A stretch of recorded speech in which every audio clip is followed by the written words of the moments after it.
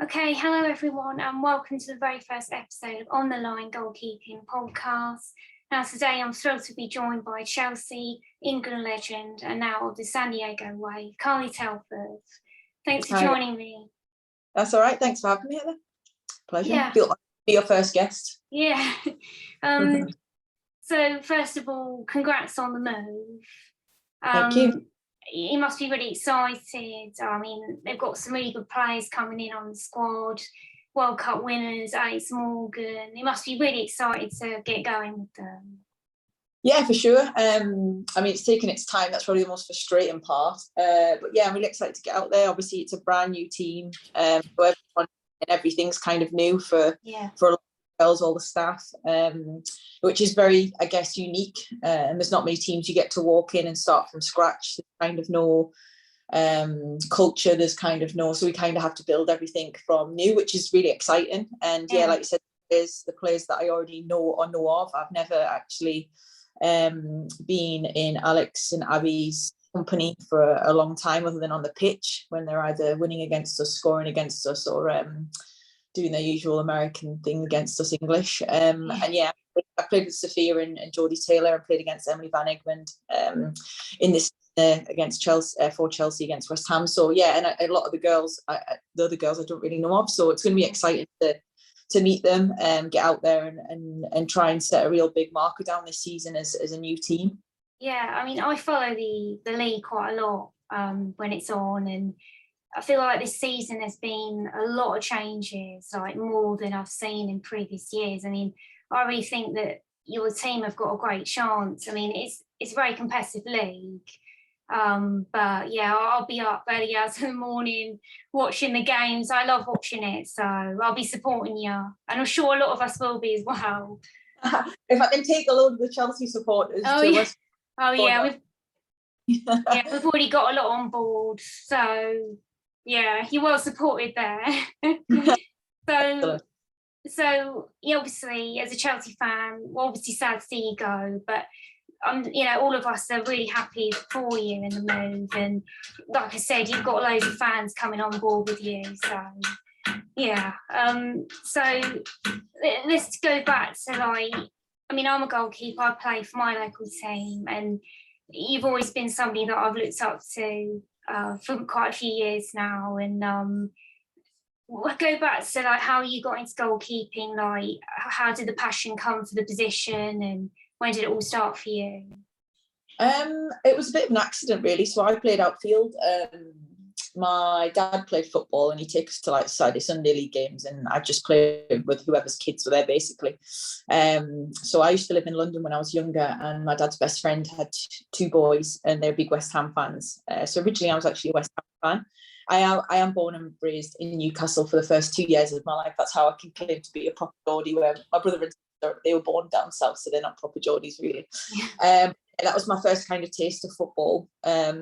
Donnie, one of the older boys, he actually went on to play for Leyton Orient and for a few teams as he got older. So he was a good player.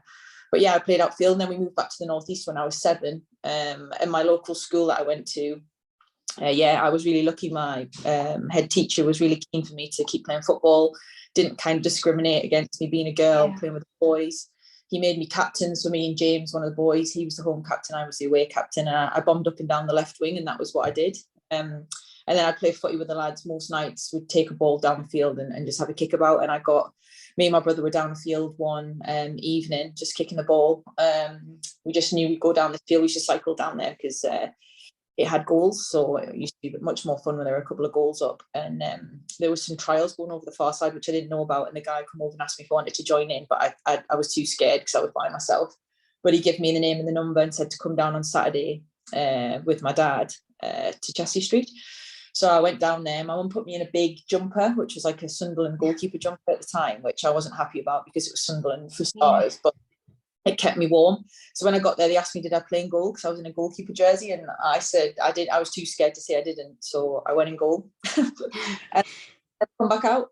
I would have been 11, 12 years old then. And I won goalkeeper of the year, managers player of the year. We won lots of tournaments. I actually played in that team with Rachel Furness, who now plays for Liverpool. We had a good little hotbed of talent. We used to play against the likes of Steph and Jill when they played for Bolden in lots of little tournaments. But yeah, like when that was kind of it, and that kind of made me, I guess, to be a goalkeeper. And from there, I went on to play for the Centre of Excellence in Sunderland. Newcastle didn't have a women's or a girls' good setup, so yeah, a lot of us went and played for Sunderland. And from then, I just never looked back, never went outfield again. I think that's why I've kind of always been able to play a little bit more with my feet, because that's how I was brought up. Really helped me as a goalkeeper, especially as the game changed as I got older. It went from the ball out the net to being an 11th player on the pitch as such now. Like most goalkeepers have to be able to play the game as well as being able to keep the ball out the net. So I was kind of part of that transition, which really worked in my favour. But yeah, that was my journey into being a goalkeeper. It was an accident, but it's probably been the best accident that's ever happened. Yeah, you were saying like you were playing with the boys and that, me too, like the lads never cared that you were a girl playing, you're just one of them. And yeah, I did the same, playing with the local boys, and yeah, they just didn't care. So you have to. I think that's the thing. It wasn't ever a thing that I noticed until I went to my first primary school game, and we pulled up, and obviously I was on the pitch, and one of the parents was making a comment that I was a girl, and why have they got a girl playing, or she shouldn't be playing. And then I went and scored, and scored the win. And the head teacher was like, that's why she plays in our team. And it was just one of those things that I think still today there's those comments made in different parts of the country, different parts of the world. But I do like to think that's less and less now. I think a lot more girls are playing in boys' teams, but there's a lot more opportunities for girls who aren't comfortable playing in boys' teams to play with lots of girls' teams. I think the FA have done really well with that. But I'm a strong believer that playing with the boys at that age is great for you, because for me, the only difference between males and females as they get older is their physical differences. And at under 10, 11, 12, there's not much physical difference. In fact, girls are usually a lot highly technically better. A lot of them are bigger and stronger. It's not until they get to their 12, 13, 14, 15s that the boys pull away, and the speed, their physicality, their size just means that we can't compete with them anymore. And that's for me the only kind of difference. So to play at that young age, I think with boys is, I'd always encourage to help with kind of your development later on when you're playing football, for sure. Yeah, I mean, what was like, did you ever do like structured PE, goalkeeping, any PE football lessons? Because I always found like it was always an after school activity, and girls, when I was growing up, didn't really have many opportunities in school as a PE lesson to do football. But I'm glad things have changed now, and girls are doing that as a like curricular part of the curriculum. Because growing up, me and my sister, we didn't get many chances in actual school to play football. No, it's a hard one. I think that even me, I didn't play football in school, and a lot of the girls didn't either. And it's kind of like you're in your teens, you're finding out kind of who you are, what you like, and still trying to assess impressing the boys and impressing friends. And I think that going out and being on a muddy pitch in the middle of winter isn't for everyone. It probably wasn't for me, because then you have to shower, and there's the whole going in the changing rooms and showering, and your body's going through different changes. We didn't have cubicles, so then you go maybe to class with muddy knees, or having to wipe your knees down with baby wipe. There's just all sorts. You went through puberty, you maybe starting your period, you've got all that kind of stuff going on. So the thought of adding this kind of extra thing on top, which is not maybe what everyone's doing, because not all girls are playing football, and then you have to factor in those different kind of hygiene and health things as well. And it's easier for girls to just say no. But again, now I think it's factored into, it's made to look cooler, it's made to look more glamorous. I think that teachers are fully aware of giving girls more opportunities. I think schools are a lot better equipped to help deal with the girls, in terms of probably giving them spaces to feel comfortable and get clean after sessions. And as well, like there's an opportunity. Like once upon a time, a lot of us were making decisions after school and in school whether we were going to be, what job we wanted. I mean, you can do it as a job now. That's the thing. Yeah. Parents, the young girls aren't having to make choices. It's a job that you can actually earn a lot of money in. Some of the girls are now on fantastic contracts. It's not to say that you don't get a good education. I'd always make sure that the girls had good educations, because when you finish football, it's a short career. You want to do something afterwards, but at the same time, there's not to choose something. If you can keep playing football in your younger years, it's only going to make playing football in your later years easier, for sure. So I think those things that have changed are really good, and I'd like to see the FA and kind of education investing continuously, because that's only going to bring success to the league and success to us nationally, which we're desperate to win a major tournament, and that's the goal for everyone. When they sit around a table and discuss these sorts of issues, is the ultimate goal is to get England winning. Yeah. So you were at Sunderland, and obviously as a Newcastle fan, like, how I know they at that point didn't have the academy and everything that they have now, but joining Sunderland, which has a lot of names have come out of Sunderland that are in the WSL now. You've got a whole load like Jordan Nobbs, Domi Stokes, so many of them, isn't there, that have come from Sunderland. Like, what was it like being at Sunderland? It was very different. We were having this discussion the other day, me and Jill have been best friends since we went to the academy together, like 13, 14. And it's just funny because we used to go away on overnight trips with Sunderland, and we'd be like 14 playing in the first team with and we laughed because back then it would seem that they were so much older than us, and they were basically my age now. So like these women were like 32, 33, and we're 14 going on overnight trips, staying in a travelodge. We put in a room with them. There was no kind of child safeguard, and there was nothing like that. And that's not to say that anything happened, for sure. Like, we were very well looked after, and me and Jill laughed at how much fun we had on those trips, being like school kids, like on these road trips, especially because back in the day when we used to play in the Premier League, it used to be called then Sunderland. We had loads of trips like Charlton, Fulham, Arsenal. Like, there was lots of overnighters for us and long trips, but we just used to laugh because we'd be there 14 trying to do our homework, and the girls would be on the back of the bus with their shirts ready, drinking cans of lager and that on the way back, because they were going out afterwards. And that was kind of how we rolled. And sometimes we'd be in minibuses, and there'd be like 15 of us on a minibus. But it was just like part and parcel of growing up in that environment. And it was very much probably like Sunday League. That's how I'd say it. But that was the peak of women's football. That was back in the day when Fulham announced their first contracts, all that kind of stuff. Like, that was, and it probably like matured us. It opened our eyes. It helped us develop and grow up very quickly in the women's game. Obviously that's, I think, illegal now. I think you have to be 16 or 18 playing in a first team, or have to have done got so many caps or something like that now for safety or whatever it is. But back then there was no sorts of rules. We were 14 trooping about with all these like kind of women, and yeah, we loved it, and we're still good friends with a lot of them now. We try to meet up with them around Christmas time, because I think if it wasn't for them, like, we talk about how, like, if you give the ball away, they just scream at you, and you were like 15 and you'd be like, absolutely, you never wanted to let them down, you never wanted to say anything wrong.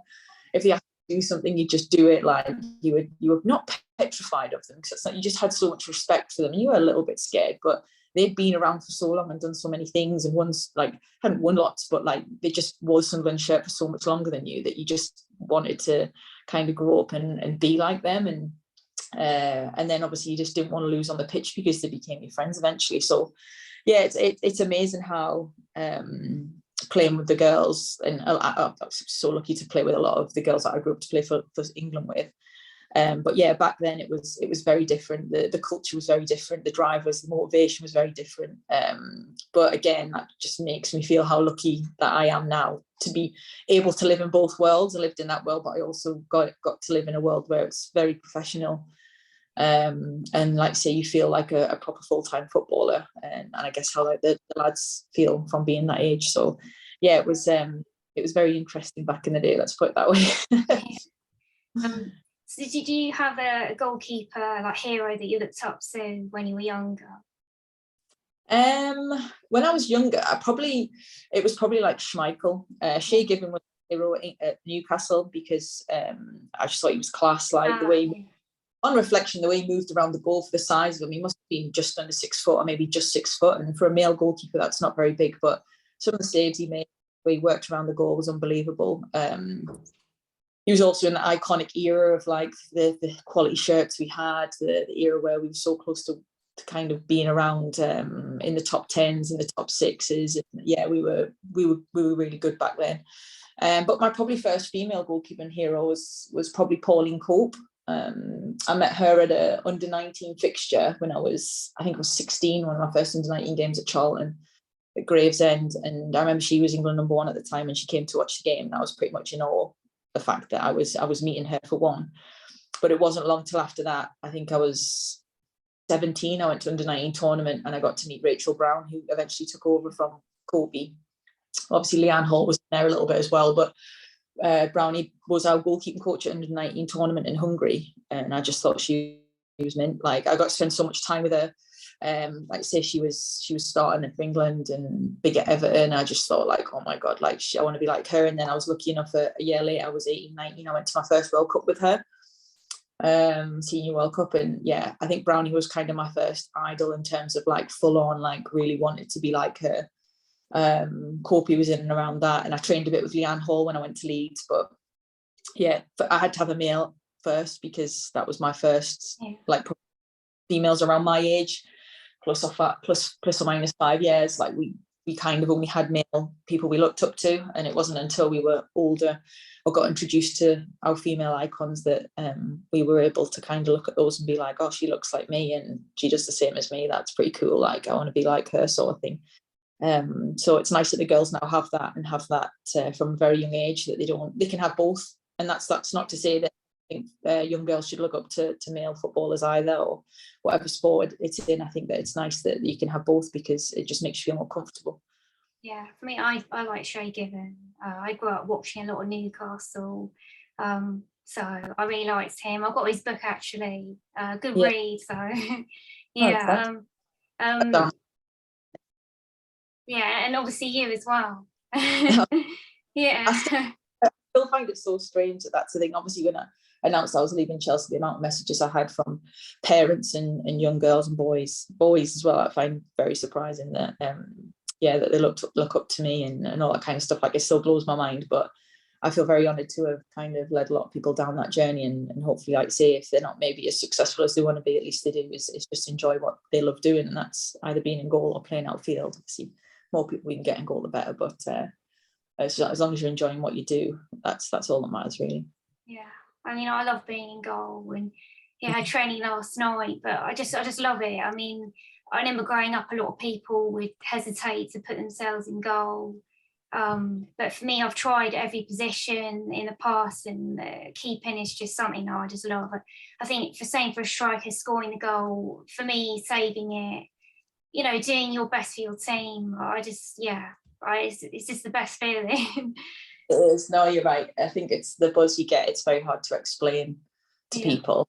When you, like you say, your backs are against the wall, or you make that one big save that maybe no one expects you to, or whatever. Like, I can only explain it as like I just feel like a kid all the time. Like, when I put my boots on, put my gloves on, like I'm like, what person at 34 years of age gets to throw themselves around on the floor, call it a job for one, but also get to do it at their age? Like, it's not really a thing, unless there's probably something wrong with you, which you could argue goalkeepers do have something potentially wrong with them, but that's another debate. But yeah, I think that for us, it's just, I just never feel, as much as I am getting very old, and it feels like, especially after training or maybe after a match day, like I just love it. It just, me and Jill always say, like, being a professional footballer, you feel like Peter Pan. Like, you never really grow up. We're still doing the same stuff we were doing like 20 years ago. We still put a tracksuit on, put a rucksack on, go to a game, put our kit on, play a game, and go home. Like, that's what we've been doing like pretty much our whole lives. And you just never really feel like you're getting old until someone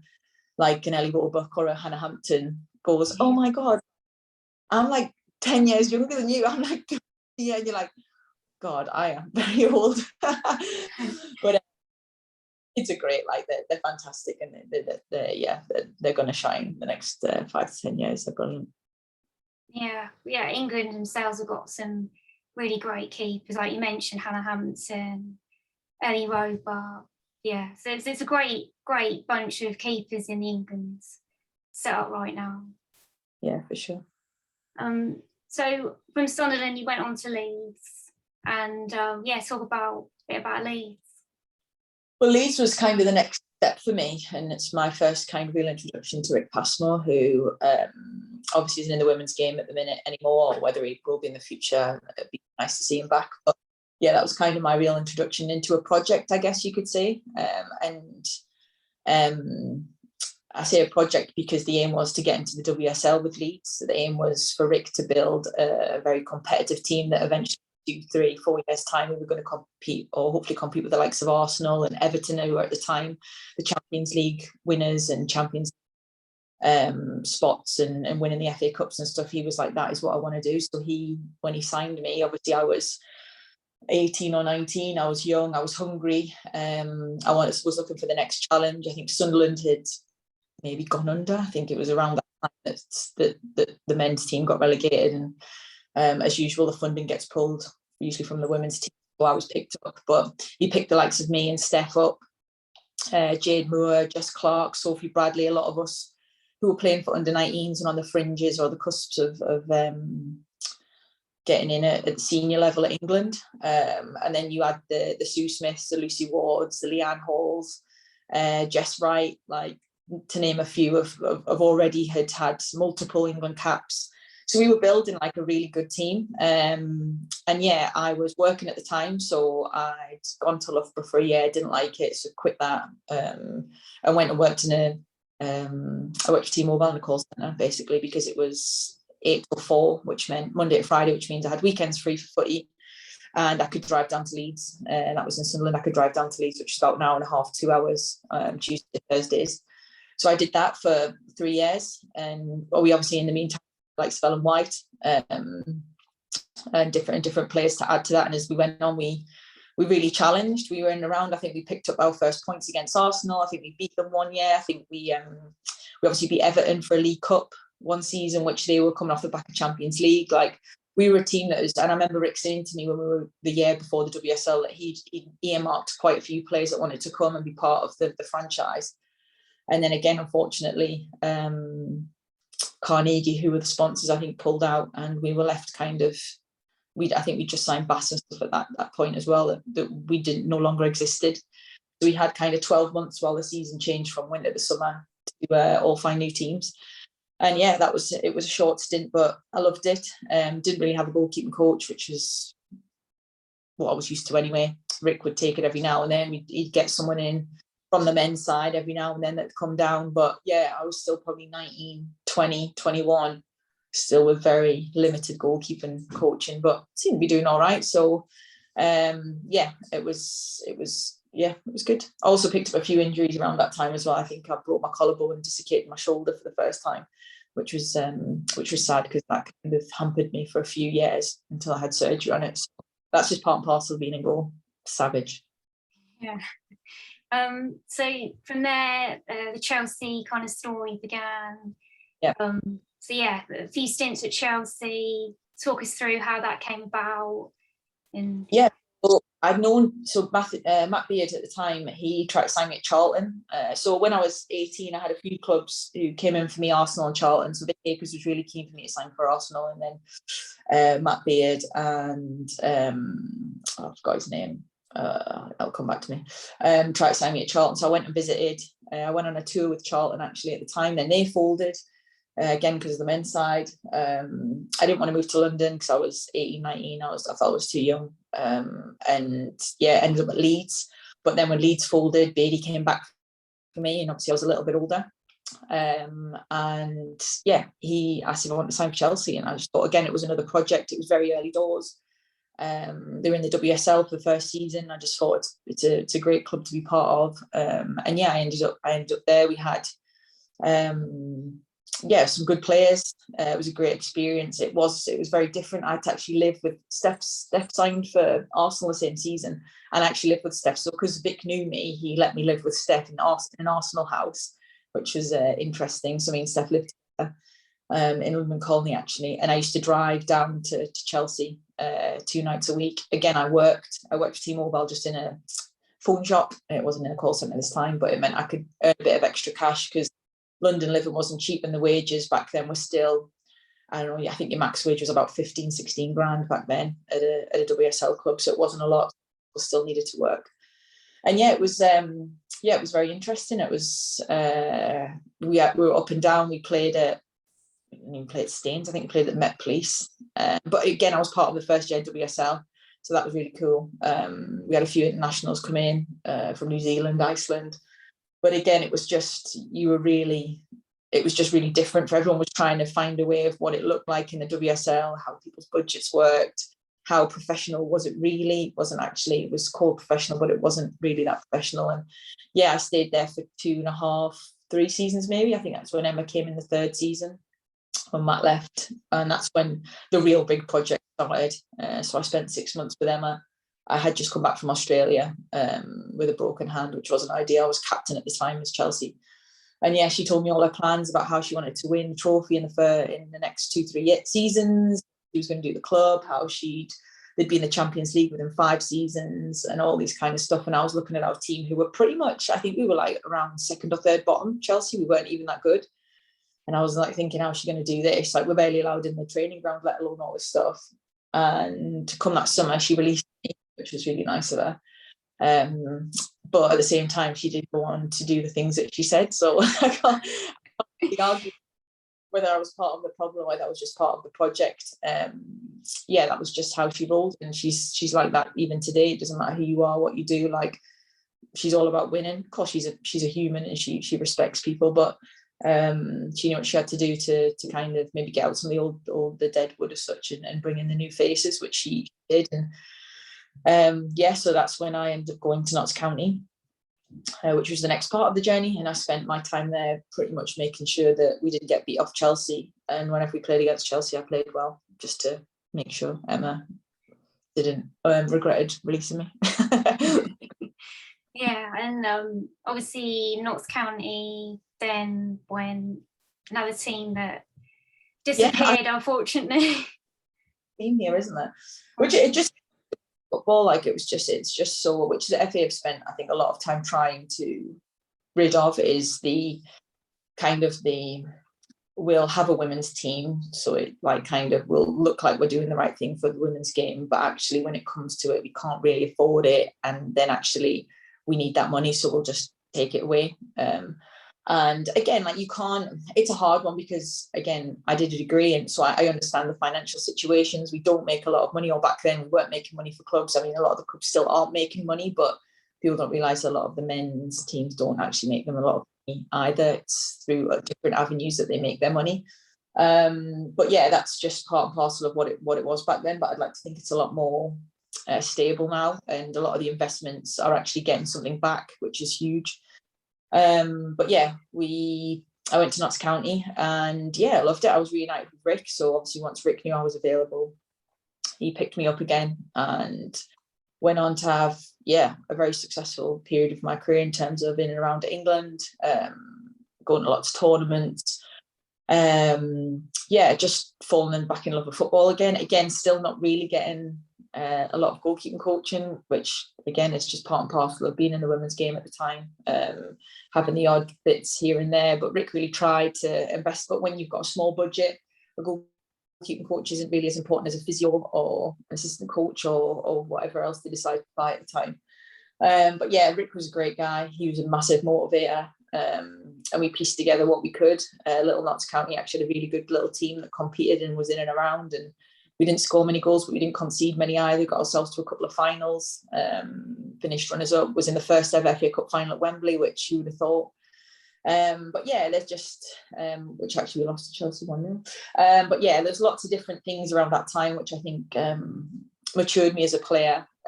I was a full-time footballer the first time ever as well when I was at Notts County. Got my first England contract, and yeah, like it was amazing to have, and I made some really good friends there from all over the world. But yeah, we were just a team that knew we didn't have a lot. And you see the likes of Chelsea and Arsenal rocking up in the Ellison buses with their 10 crates, with their 50 staff. And I think just all our motivation was to just try and beat these teams and compete with them, because we knew we were really nowhere near them in terms of budget or quality. But yeah, we did what we could. And again, I think I earned a lot of respect from Chelsea in doing that. And then, yeah, the club went under just before we started season 5 years ago, like a week before we meant to kick off. The new chairman pulled the money out, and that was it. We were clubless, and that was going into what was the spring season. So we'd done a summer season, and now the FA decided we want to go back and marry it alongside the men's league again. And so we had to have this weird little spring season, which was, I think, 10 games in 3 months or something mad like that, until we started pre-season again back in the summer. So as the week I got released from Notts County, I got a call from Stuart Searle, who's the goalkeeping coach, and said, we've had a bit of an injury crisis at Chelsea. Hedwig Blindhall, Becky Spencer at the time were injured, and all they had was a young kid called Frank Kitchen. Would I like to come on board for the spring series? And I was pretty much twiddling my thumbs and not doing a lot else. And yeah, so I gladly signed for 3 months for Chelsea. We won the spring series with some amazing players, and yeah, I think the rest is history from then on. Yeah, I mean, like Emma Hayes, how influential has she been for you at your time at Chelsea? Hugely. Even my time away from Chelsea, like after games we play against each other, and she'd always shake my hand at the end and said how well I'd done. And I think when I eventually spoke to her that first time when I went down to Chelsea, and I was very nervous because, like you say, every time I'd wanted to prove a point, and she always said that she didn't regret releasing me, but she always knew that I'd come home. She always knew I'd come back. So in that regard, I think I always respected her for doing what she did, because I think I was a young kid that was naive, that, look, I loved life. I loved living in London, probably too much. Me and the girls would, because we were kind of part-time-ish, we'd find a way of enjoying ourselves in that London life. When you're 21, 22, 23, the bright lights definitely are a distraction, for sure. And yeah, I was just kind of living my life, and she released me. I think got sent back up north, and yeah, you kind of spend your time wondering what's going on, like whatever. And I grew up a lot. I think at my time at Notts, a lot that comes down to Rick, but I do think Emma releasing me was big to that I had to kind of wake up if I wanted to be successful, and probably go on to have not finish my career at maybe 24 and be looking at my career going on for another 10 years, which it has done. So yeah, being reunited with her, and obviously her influence around me in the past 4 or 5 years, actually working alongside her, has been huge. I think she always has a positive effect on anybody in their career. It might not end that way, it might not feel like it ends that way, but I do think she helps you put you on a path that you maybe realise you didn't need to be on. So I think in that regard, like you say, I'll leave as a kind of colleague, but I think I'll always stay a friend, and I think I'll always in tough times or in career choices or whatever, probably just lean on her a little bit, which she said I can, which is obviously lovely. And I think, yeah, she's huge for the women's game, but huge for the people that she sits around, and she has big influences, and a lot of her players, a lot of her staff, and most people that sit and if you ever get to sit in a room with her, you can't help but want to listen to what she has to say. She just has that sort of aura about her, and she's done that through winning the things she has, but also, like, she's a big educator. She reads a lot, she listens a lot, she invests her time and effort in making people better, hopefully. And that's no surprise that when maybe we haven't been playing the best football, we find a way to fight for each other and fight for her, which I think is a sign of any good management, if I'm honest. Yeah, and all this stuff she done, like you said, at training ground, getting all the stuff for the women, and how much of a fight she put up, and did all that. That's just testament to what a person she is. And yeah, and that's the thing. It's like, it's not about, like, anyone can walk in and say they're going to do something, but she does it. Like, that's the thing. Argue when someone says they're going to win a trophy in 2 years, they're going to get in the Champions League, that they do it. And yeah, you can argue that we have a great budget to buy some of the best players in the world and whatnot, and we have a great owner. You can't deny that. But at the same time, like, I just feel like clubs like us, Arsenal way back in the day, Man City when they came into the WSL, like, these teams set the bar and everyone's having to follow. So all of a sudden Man United looking across the river and seeing Man City doing what they're doing, well, actually we need to do that. We need to be part of that. We need to invest in our women's team. The Reddings, the kind of teams that have always been in and around, but every year they're having to invest a little bit more, because actually it's becoming a product that people want to see and use and spend money on. But two, it's because it's the right thing to do, like giving women and girls the opportunity in a sport that they love. Like, we all probably know someone directly in our family who's female, and wants to do something that they love. So why would you stop them doing that? Or why would you want less for them? Whether that's your partner, whether that's your daughter, whether that's a niece, a nephew, a cousin, or whatever it is. Like, why would you want to see that person not given the same opportunity? Like, it doesn't make sense to me.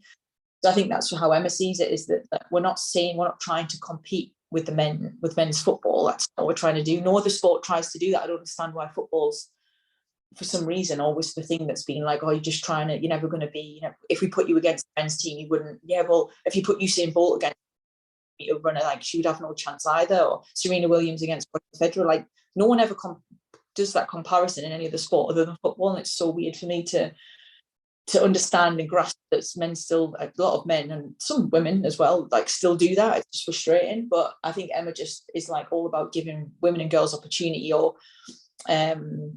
just people that are like generally discriminated against. It's not even just about women and girls in sport. It's about the LGBT community. It's about just general human rights, I think. And that's what she's all for, is giving people opportunities. That's what she's done her whole career. Like, you look at her staff, there's not just English in there, there's not just women in there, it's not just men in there. There's all sorts of different people that help her community work. And that's what we are, we're a community. And people forget that, like, our community is what we wear on our chest, and there's so much more to that than just one person. And I think it works. Our dressing is very multicultural, international, and all these people come together for one goal, and that's to help Chelsea win. So I think if you can embrace that and have that, then I think everyone wants everyone to do well. And why would you not want people to do well? That's my take on it. I think she just wants people to do well in life, whoever you are. And I think that's her kind of main goal, and everyone gets picked up on this road with her, and she takes them with them. And yeah, we've been very successful because of it. Yeah, us Chelsea fans, we love Emma and her handing out her sweets at the games. That don't like Emma, but again, that's part of football. There's people that don't like Tuchel's, people don't like Pep. That's part of the rivalry of football. We're always going to have that, but you can't deny, if you take the badge away from it, you can't deny that what she has done for women's football consistently. And Arsenal, Man City, etc., they've all had different managers, different leaders at different points, but she's the one staple in that women's league, been there through from the start and is currently there now, and has helped pave the way and make multiple ripples and waves to make this league probably the most talked about league in the world. You can't take that away from her, and you can't deny that she's led that. Yeah, she definitely attracts players that want to come into the club because you want to work under her, everything that she's done. So yeah. So what would you say was your most memorable Chelsea game? I mean, there's been so many, but what are the ones that stick out for you? I think over my long career, I don't think I'd beaten Arsenal. So we beat them, I think, in a Conti Cup.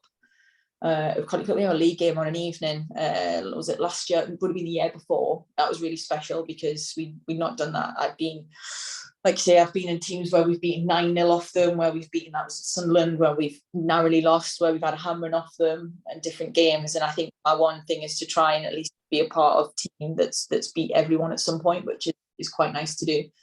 And yeah, that was probably my memorable game that I played in. I think the most memorable moment was the FA Cup final when my mum was there, because I know I've mentioned it multiple times, it's just probably the emotion and the raw feeling towards that game, and the kind of moment that the girls give me. I mean, you're playing at Wembley, you get to lift your first FA Cup, which is amazing, but then your family gets to be there as well, and you're doing it with some of your best pals. Like, it's just a feeling that I guess as a kid you probably grow up hoping to do when you're lifting your little trophies and that, but really to do it actually on the stage that kind of most people dream of doing it on, and having everyone there was probably, like, say, that will always be like my highlight at Chelsea.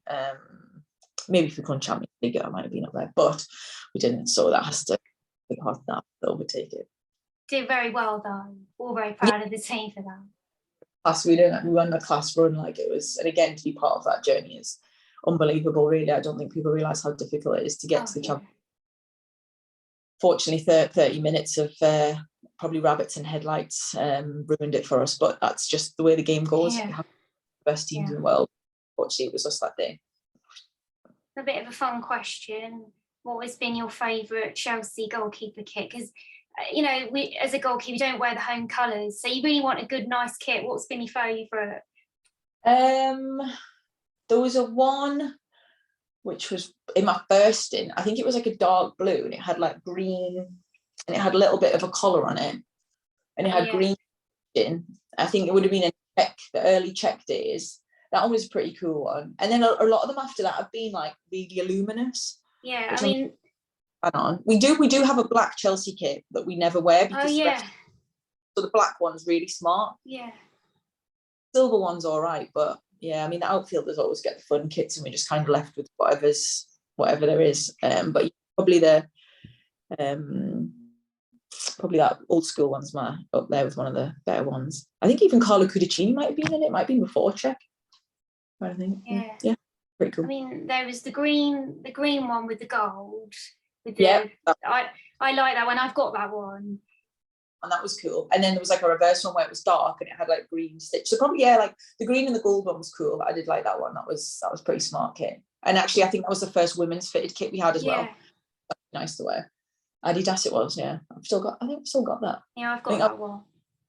No, I've definitely retro shirts. Like I was just sorting them out earlier. So many shirts, like some of my England ones, like when I played like under 17s, like the Umbro, like it's crazy. Like some of the old kits, probably worth a bit of money. Yeah.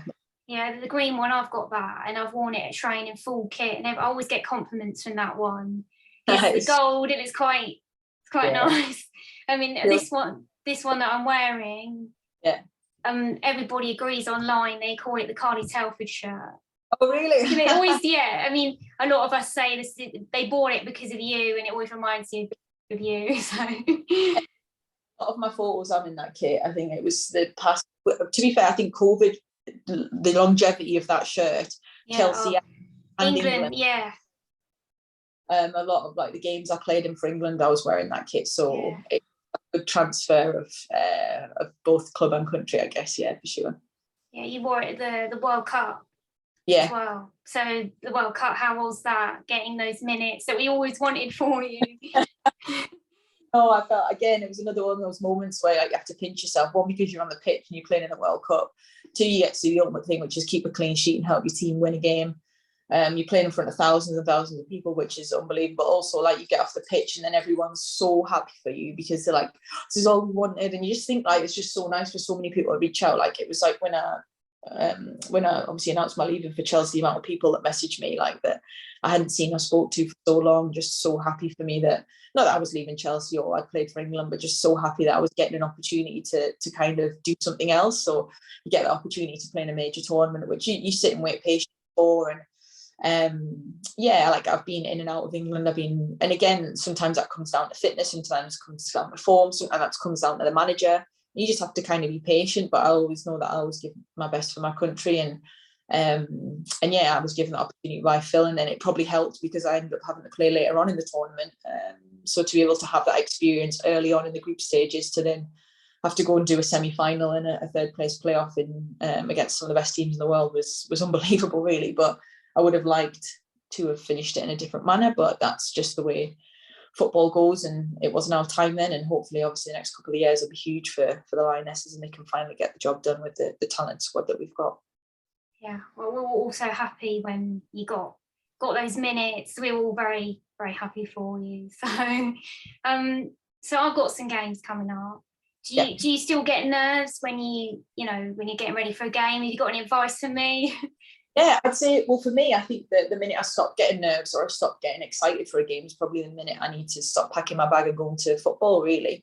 I think it's all part and parcel of doing something that you love. I think that wherever you are, whatever you're doing in life, if you don't get excited for it, then what are you really doing it for? I think there's so much, we're forced into so many boxes in society now to just do what we're told and do what seems right, but actually in sport and in general life, like if you don't get up every morning, you're not excited to go to work. And I'm not saying there's not days where I look outside at the minute, the weather, I'm thinking, I don't want to be outside, it's freezing, it's muddy, whatever. But once I get out there, I love what I do. And that's why I'm so lucky, and I'm going to keep doing it. And there was kind of thoughts around potential retirement or transitioning into coaching a little bit more, which I have done this season. But when an opportunity comes like this, and there's so many people being like, Carl's like, don't quit, don't stop. Like Serena at England's huge. She obviously put me in the first squad in her first kind of tenure, and she was like, we just want to see you playing, we just want to have a look at you and see what you can do still, and then we'll assess from there. So she's been huge in kind of being like, you've got something, we just need to see it. And Casey, when I hadn't actually spoke to Casey when she decided to want to sign me. So I didn't speak to Casey till about 3 weeks ago, and she was like, I'm really sorry I haven't been in touch. She was like, I just knew that I wanted you, and I know you as a person, I know you as a player, and I just told Molly to get you. And Molly's our kind of the director lady. So she was like, I do apologize. But when people say stuff like that to you, you still know that like you're still I don't know, appreciated, and people still want you to do what you do best, which is, I mean, keep the ball out the net. So I think for me, if I'm still nervous, the next people say, oh, do you get nervous? Like, yeah, but at the same time, once I'd say one of the biggest buzzes I ever have is when you cross that white line, the crowd goes up, like everything kind of, it's weird because 56,000 people in the semi-final of the World Cup, you're thinking, oh my God, you must be absolutely pooing yourself. I can't even remember being in that game. Like, it's just like, the whole world get blocks out. I don't remember hearing anything, seeing anything other than what was going on the pitch, because you're just so engaged. Like, and that's the thing, the more the game means, yes, the more nervous or more excited you might be for it, but like, that's what the buzz is for. That's why we do it. So I think that like, that's, for me, is all part and parcel of playing at the top level. Advice would be, in this sort of weather, stay warm. I think we have the worst position to play in sometimes in the winter months. That's why I'm so glad I'm going to California. And warm and trying to stay alive in games like that and stay alert is so hard. So you'll usually see me and the girls running back and forward across our boxes if we're not involved in the game, if the ball's at the other end of the pitch. But I just say, just don't be too hard on yourself. Like, for us, it's all about moments. You're never in a game consistently as a goalkeeper, unless your team's really, really bad, then probably you should be worried. But yeah, you're in and out of the game. And for us, it's all about kind of making every moment count, because you have a moment to save a goal, you have a moment to let a goal in, but also that's not the be all and end all, because everyone around you is constantly making good things happen and bad things and making mistakes. That's just part and parcel of the game. If it was so easy to do, it wouldn't be the game that we love. Like, everyone makes mistakes. I think I get a lot of young kids saying, oh, I made a mistake at the weekend, how do I get over that? Just practice. Like, sitting down with your coach, like, why did it happen? Was your footwork good? Was it just a lack of concentration? Is it a technique that you haven't worked a lot on yet? Is the weather a factor?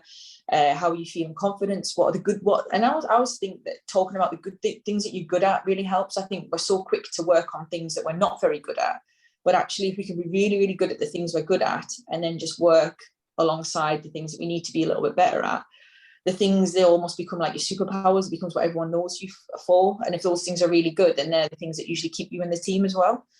And we can always get better, and not everyone's the same either. So we always have this thing about a goalkeeper union. Like, if I'm not number one, then everyone's quick to be like, oh, well, if I'm not number one, I need to be like her. So if I'm not, but I can't be Anne Katrinberg, I can't be, I don't know, at the time, Karen Bardsley or whatever. Like, that's not who I, if we spend all of our lives trying to be like other people, well, what's the point? Like, that's not who you are.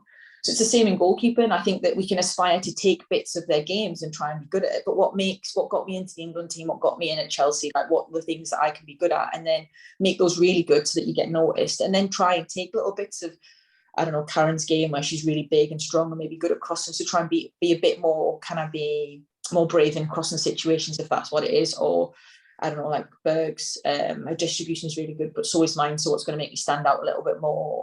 Again, crossing, that's probably my weak point, because I'm small, and something that I've always tried to be better at. And I still to this day will always work on it. And my defender's not going to defend my goal line, then they'll defend my box. And that's how some keepers work. Some keepers will come out and come for everything. Some people will defend the goal line. That's just part and parcel. Just like some defenders like to stay high, some defenders like to drop deep. That's as long as everyone knows that's how we work, then collectively we solve those problems. But I just think sometimes we lose ourselves in trying to be like someone else, someone who's ahead of us in life, in goalkeeping, in outfielders. But actually, what makes you a good goalkeeper, what makes you a good person, what gets you in the team, what keeps you. And I think those are the things, if we focus more on ourselves and trying to be better in ourselves, then the rest takes care of itself for me, and not to get lost in trying to be like someone else. Yeah, and I think, like you said, like for me, like the mistakes or something, they make you stronger and you learn from them, and you're like, okay, next time I'm gonna work on this or do that. So yeah, I mean, as a goalkeeper, you're gonna let some in, but you can't beat yourself up about it. You just have to get your head up, move on, let your defenders help you as much that you can, and just, do your best. Like my mum used to say, there's 10 people that's gone past before it gets to you. It was always a defender's fault in my mum's eyes, but she was quite right. How did it get all the way down to that part of the pitch? But yeah, there's always different things you can look at collectively. I think sometimes we're so keen to make goalkeeping such a simple thing, or if it's at the near post, we should keep it out. If it's straight at them, they should keep it out. There's so many factors. As goalkeepers, we know it's not that simple, but to the people who don't quite understand it, it seems like a simple thing. But yeah, like we're the ones that can really analyse and know whether we can do better or not, and whether we can actually put our hands up and just say sometimes. Yeah. So last quick question. So, well, do you have any like messages to the Chelsea fans, just to say goodbye for the people that couldn't see you at the game the other day? Yeah, well, I'm hoping that was my last game. I mean, I think every time I went to a game, I was getting a bit embarrassed towards the end because everyone just kept asking when I'm leaving. I was hoping I was going to be gone, but with the visa and stuff, it's just taking forever. Yeah, like I've said in multiple things, I do believe, and that's not just because I'm a Chelsea fan. Like I've travelled all over the country, all over the world. And I do believe we've got the most loyal and best fan base. That's not to say that other teams don't have fan bases that are just as loyal, but I just don't think there's as many at the moment. I think the fans that don't get to games or can't from all around the world are desperate to see us travel. And I'm sure eventually we'll kind of go on a tour when maybe we haven't got major competition one summer. I think Emma's keen for us to probably, I say us, not even part of the club anymore, keen to take the girls to America and to different parts of the world so that all fan groups can see what Chelsea women are about. But I just think that as a heartfelt fan group that make all sorts of different people from all walks of life feel so welcome and be part of, again, just feel like you're just can be anyone who you want to be, but just you're wearing the badge, so you're part of the family, you're part of the community. And that's, I think, something special that a lot of women's football, not just at Chelsea, I think women's football as a community allows people to feel themselves. And I think that Chelsea supporters have been doing that for a long time. And of course, success brings more people to the club. So we keep winning things. More people want to be part of that. More people want to be on the bus. More people want to travel to Wembley. More people want to be seeing us lift some trophies. Fantastic. But yeah, we have a fantastic group of people that follow us around, and I'm unbelievably proud and honoured to have received the gifts, the well wishes and the messages from people like say all over the world. And like say, hopefully now I'm playing outside the country, they won't be too loyal in saying that they can support San Diego Wave as well as Chelsea, because they don't really compete. So yeah, I just know that I'll forever have a home in Chelsea. I know Paul and Emma have been really outward in saying that. So I'm sure in the off season, because I will get a big off season, I'll be down back at Kings Meadow supporting the girls and seeing all fans again for sure. Yeah, it is a community. I mean, when I'm not goalkeeping, I'm doing my graphics and that, and thanks for the support on them from yourself. And that's what's so great I've always found, is the team have always supported them, and I love that. And that's why the club, there is a community in it, it's great. Yeah, no, it's fantastic. And I just hope that us as a club and us as players and people can keep supporting the people that have been there from the start, because as the game gets bigger and more, not privatised, but more kind of like, you see what the men are like, it's very hard for them to engage with fans. Social media really helps, but I just hope that we still keep finding ways to keep supporting the people that supported us from the start, really. I think that's so important for the FA and all clubs to help do, because I think our connection with the fans has always been the thing that's made female football so different to men's football, sorry. And I just hope we can kind of keep that. Yeah, definitely. Well, I wish you all the best in San Diego. Enjoy the California sun. Well, I'm going to need some definite factor 20s getting smashed out that box that the supporters group got me for sure. I think I might need factor 30 or 50 when I first. Then you gave me 20. Oh, they're funny. Thank you so much for joining me today, Carly, being our very first guest. Thanks for having me, and good luck for the rest of the show. Yeah, thank you so much.